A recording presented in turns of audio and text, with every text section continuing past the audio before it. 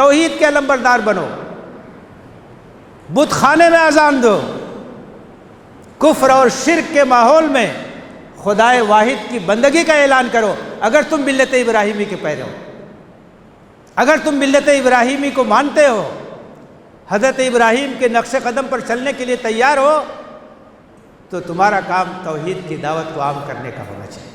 ان الحمد للہ نحمده ونستعینه ونؤمن به ونتوکل علیہ ونعوذ باللہ من شرور انفسنا ومن سیئات اعمالنا من یهده اللہ فلا مضل له ومن یضلل فلا هادی له واشهد ان لا اله الا اللہ وحده لا شریک له واشهد ان محمدا عبده ورسوله اللهم صل وسلم وبارك وانعم على عبدك ورسولك ونبيك محمد وعلى آله وأصحابه أجمعين يا أيها الذين آمنوا اتقوا الله حق تقاته ولا تموتن إلا وأنتم مسلمون يا أيها الناس اتقوا ربكم الذي خلقكم من نفس واحدة وخلق منها زوجها وبث منهما رجالا كثيرا ونساء اتقوا الله الذي تساءلون به والأرحام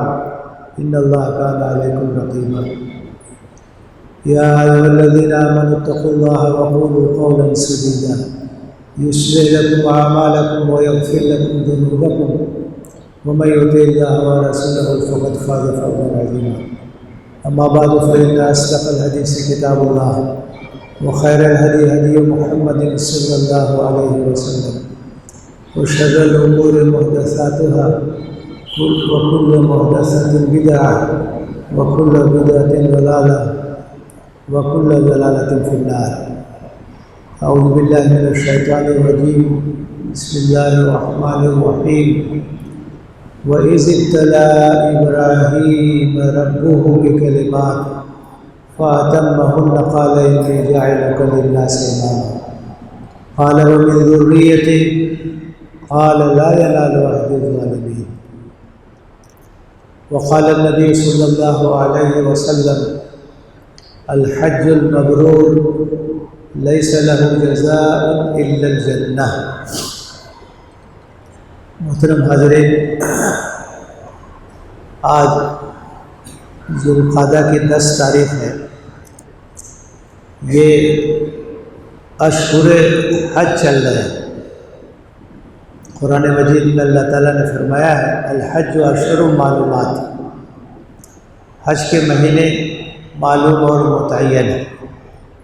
شوال، ذوالقعدہ اور ذوالحجہ، یہ وہ مہینے ہیں جس میں حج کا احرام باندھا جاتا ہے اور حج کی نیت سے سفر کیا جاتا ہے مکہ مکرمہ کا۔ چنانچہ دنیا بھر سے عازمین حج سلسلہ وار حرمین پہنچ رہے ہیں مناسک حج کی ادائیگی کے لیے، وہاں اکٹھا ہو رہے ہیں۔ اور آپ جانتے ہیں کہ ہر سال لاکھوں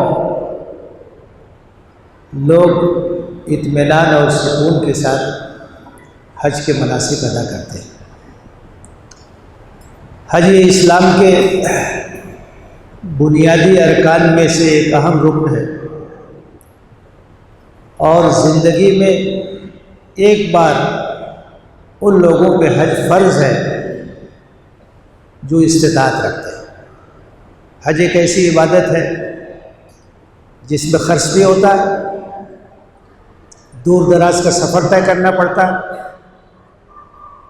یہ عبادت مالی بھی ہے اور بدنی بھی ہے۔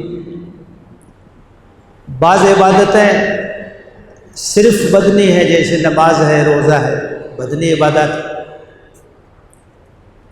بعض عبادتیں صرف مالی ہیں، جیسے زکوٰۃ اور صدقات۔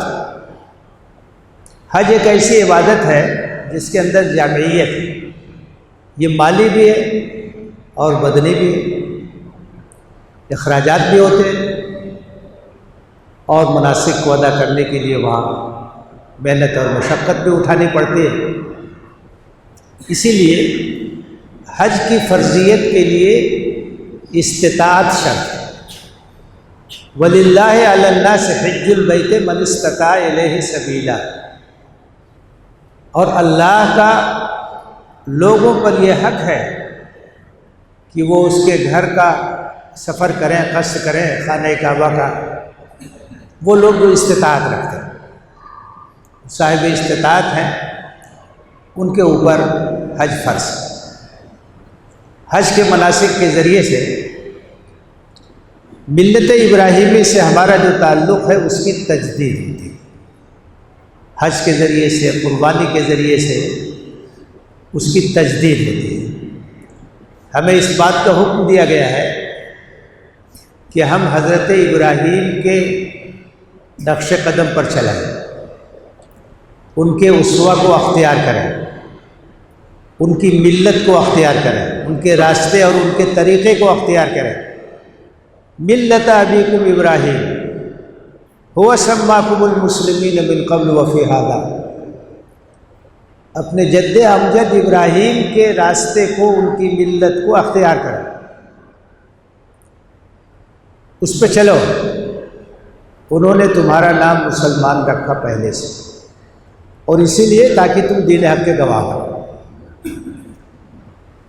تو یہ حج کے جو مناسک ہے، حج کا جو سفر ہے، حج کی جو عبادت ہے، اس کے ذریعے سے حضرت ابراہیم سے ہمارا جو تعلق ہے، جو نسبت ہے، اس کو استحکام نصیب ہوتا ہے، اس کی یاد دہانی ہوتی ہے، اس کی تجدید ہوتی ہے۔ حضرت ابراہیم علیہ السلام یہ ابو الانبیاء ہیں۔ اس وقت دنیا میں جو بڑے آسمانی مذاہب ہیں، اسلام ہے اور عیسائیت کے لوگ بھی، یہودیت کے لوگ بھی، یہ سب اپنے آپ کو حضرت ابراہیم کی طرف منسوب کرتے ہیں، اور انہی کی اولاد میں سے آپ دیکھیے حضرت موسیٰ علیہ السلام بھی اسی سلسلے سے ہیں، حضرت عیسیٰ علیہ السلام بھی اسی سلسلے سے ہیں، اور جناب محمد رسول اللہ صلی اللہ علیہ وسلم بھی اسی سلسلے سے۔ بنو اسماعیل اور بنو اسرائیل بہت سے انبیاء ہیں، تو حضرت ابراہیم علیہ السلام ابو الانبیاء ہیں، ہمارے جد امجد، اور ان کی زندگی یہ قربانیوں سے عبارت ہے۔ اللہ کے احکام کے سامنے اپنے سر کو جھکا دینا، ہر قربانی کے لیے تیار رہنا، سر اطاعت کو خم کر دینا، یہ حضرت ابراہیم علیہ السلام کی زندگی کا خاصہ ہے۔ قرآن مجید میں اللہ تعالیٰ نے فرمایا ہے وَإِذِ ابْتَلَىٰ إِبْرَاهِيمَ رَبُّهُ بِكَلِمَاتٍ فَأَتَمَّهُنَّ، یاد کرو جبکہ ابراہیم کو ان کے رب نے چند احکام کے ذریعے سے آزمایا، امتحان لیا، اور وہ اس میں پورے اترے، کامیاب ہوئے۔ قَالَ إِنِّي جَاعِلُكَ لِلنَّاسِ إِمَامًا، تو اللہ تعالیٰ نے کہا کہ میں تمہیں دنیا کا پیشوا بنا رہا ہوں، امام بنا رہا ہوں، امام الانبیاء، سارے عالم کا پیشوا بنا رہا ہوں۔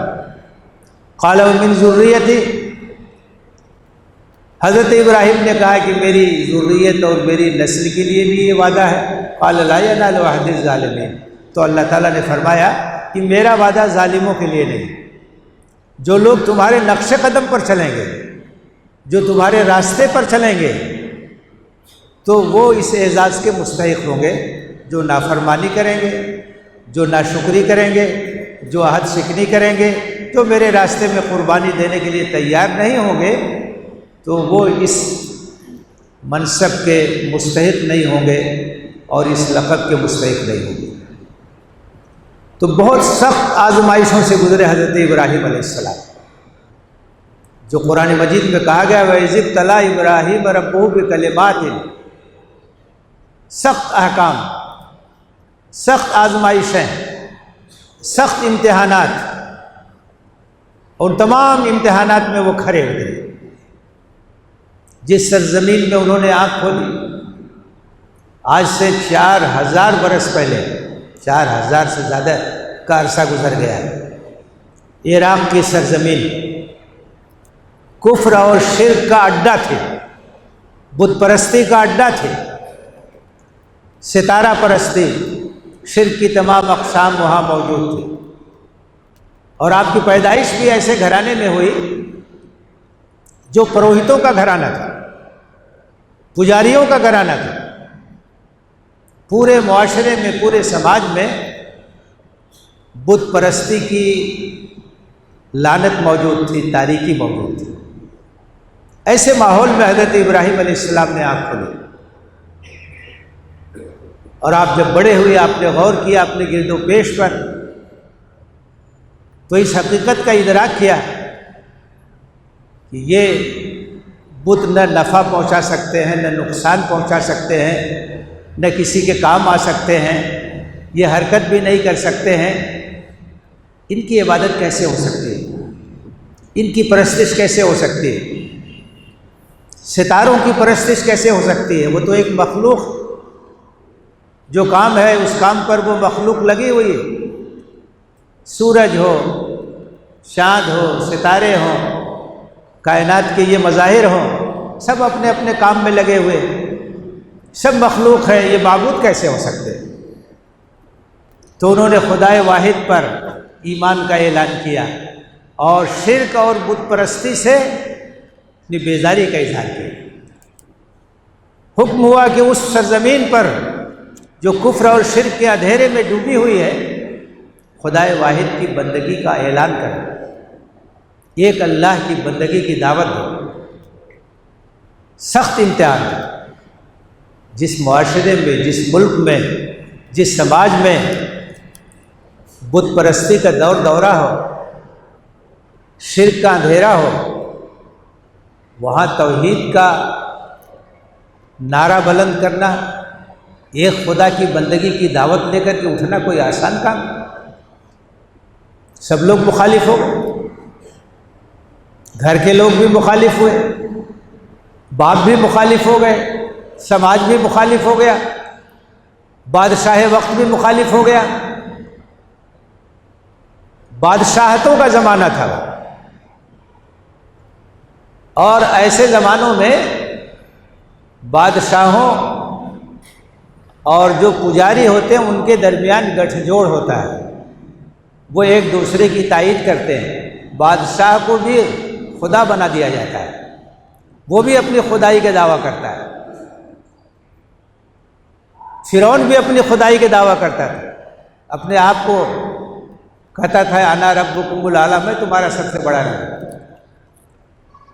تو سب کی مخالفت مول لیا حضرت ابراہیم علیہ السلام، گھر والوں کی بھی مخالفت، رشتہ داروں کی بھی مخالفت، سماج کی بھی مخالفت، بادشاہ وقت کی بھی مخالفت، سب کی مخالفتوں کو مول لیا اور کہا کہ یہ اصنام اور یہ بت جو نفع نقصان کے مالک نہیں ہیں، ان کی پوجا مت کرو، ان کی پرستش مت کرو، یہ نہ کسی کو نفع پہنچا سکتے نہ کسی کو نقصان پہنچا سکتے۔ اور ایک مرحلہ ایسا بھی آیا کہ لوگوں کو سمجھانے کے لیے حضرت ابراہیم علیہ السلام نے بت خانے میں جو بت رکھے ہوئے تھے ان کو پاش پاش کر دیا، اور جو بڑا بت تھا کلہاڑی اسی کے گردن میں ٹانگ دی۔ لوگ جب آئے کہیں اپنے میلے ٹھیلے سے اور اپنے بتوں کا یہ حال دیکھا تو غم و غصہ پھیل گیا، اور یہ جستجو اور تلاش شروع ہوئی کہ یہ کام کس نے کیا ہے۔ قالوا انا سمعنا فتى يذكرهم يقال له ابراہیم، تو کچھ لوگوں نے کہا کہ ابراہیم نامی جو نوجوان ہے وہ اس طرح کا ذکر کر رہا تھا، اسی کا کام ہوگا۔ حضرت ابراہیم کو لایا گیا، ان سے پوچھا گیا۔ حضرت ابراہیم نے کہا کہ یہ جو بڑا بت ہے جس کے گردن میں یہ کلہاڑی ٹنگی ہوئی، اسی نے کیا ہوگا، پوچھو۔ ان بتوں سے پوچھو کہ ان کے ساتھ یہ سلوک کس نے کیا ہے۔ تھوڑی دیر کے لیے وہ سوچنے پہ مجبور ہوئے، کہا بھی کہ ہم ان سے کیسے پوچھیں، تو بول بھی نہیں سکتے۔ حضرت ابراہیم نے کہا کہ تم اس کی پوجا کرتے ہو، نہ جو بول سکتا ہے، نہ نفع پہنچا سکتا ہے، نہ نقصان پہنچا سکتا ہے۔ لیکن ظاہر ہے کہ جاہلی حمیت غالب آئی، اور پھر انہوں نے اپنے بتوں کی حمایت میں یہ فیصلہ کیا کہ ان کو سزا دی جائے۔ اور حضرت ابراہیم علیہ السلام کے لیے سزا کیا تجویز ہوئی کہ آگ کے علاوہ میں ان کو ڈال دیا جائے، اور اس فیصلے کو انہوں نے عمل کیا۔ لیکن اللہ تعالیٰ جب کسی کی حفاظت کرتا ہے تو اس کو کوئی نقصان نہیں پہنچا سکتا۔ اللہ تعالیٰ نے کہا یا نار کونی بردا و سلاما علی ابراہیم۔ آج بھی ہو جو براہیم سا ایما پیدا، آگ کر سکتی ہے انداز گلستہ پیدا۔ تو یہ آپ اندازہ کیجئے، ایسے ماحول میں توحید کی دعوت دینا، ایک اللہ کی بندگی کی دعوت دینا، کفر پر شرک پہ تنقید کرنا، بت پرستی پہ تنقید کرنا، یہ کوئی آسان کام تھا؟ یہ کتنا بڑا امتحان تھا۔ اور حضرت ابراہیم علیہ السلام اس امتحان میں کامیاب ہوئے۔ اب وہاں رہنا مشکل ہو گیا تو ہجرت کا مرحلہ تھا، عراق کی سرزمین کو چھوڑ کے جانے کا مرحلہ تھا۔ یہ بھی کوئی آسان کام نہیں تھا، لیکن آپ نے ہجرت کی۔ آپ کے بھتیجے حضرت لوط علیہ السلام آپ کے ساتھ تھے، اور اس کے بعد مختلف علاقوں میں گئے، مصر میں گئے، شام میں گئے، فلسطین میں گئے، حجاز میں گئے، اور اپنی ذریت کے مختلف حصوں کو الگ الگ مقامات پہ بسایا تاکہ اس علاقے میں توحید کی دعوت بلند ہوتی رہے، اللہ کی پرستش کی دعوت دی جاتی رہے۔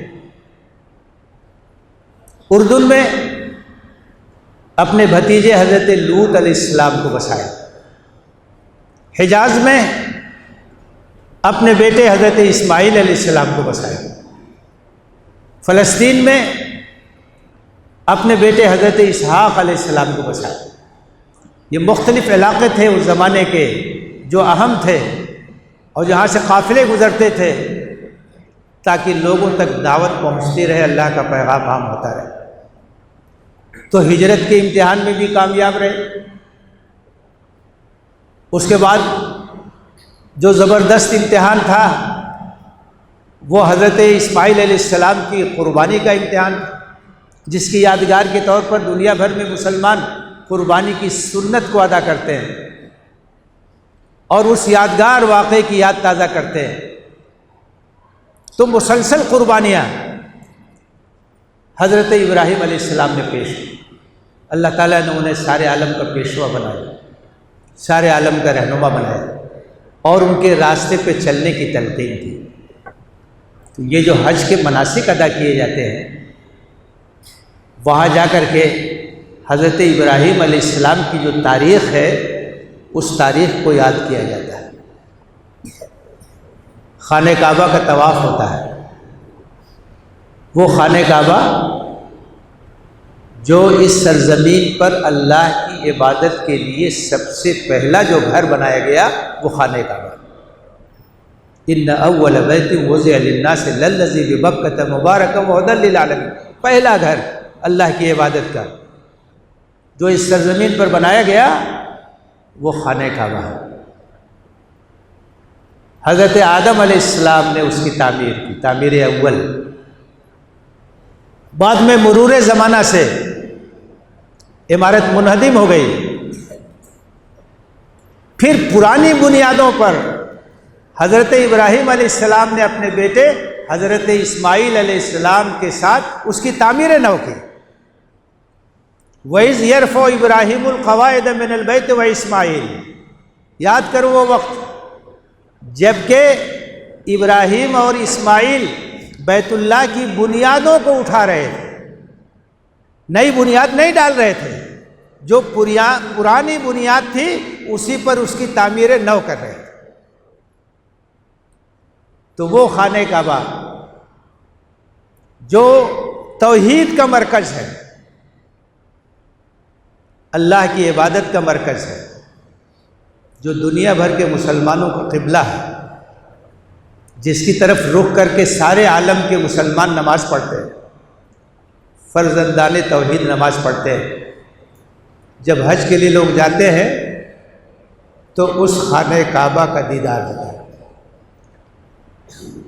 آپ ذرا سوچئے کیا کیفیت ہوتی ہے انسان کی جب خانہ کعبہ پر اس کی پہلی نگاہ پڑتی ہے۔ زندگی بھر جس گھر کی طرف رخ کر کے نماز پڑھتے رہے، آج وہ گھر ہماری نگاہوں کے سامنے،